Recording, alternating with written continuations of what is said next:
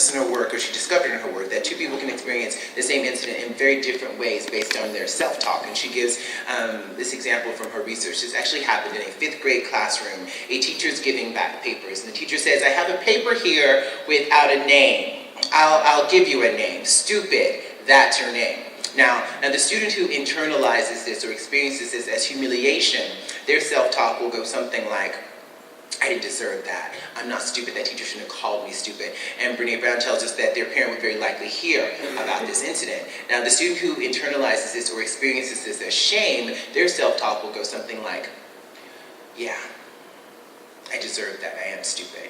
And Brown tells us that their parent would very likely not hear about this.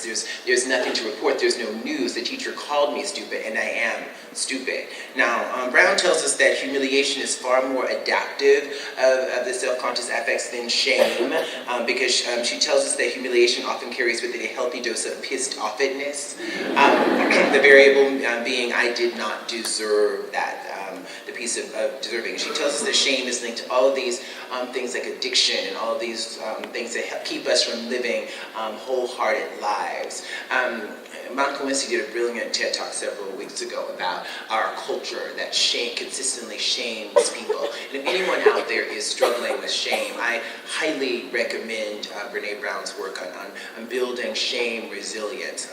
It's been so effective for me. And she tells us that the empathy is the antidote to shame, that shame cannot survive in an atmosphere of empathy. So if anyone is struggling with shame, I highly recommend her work.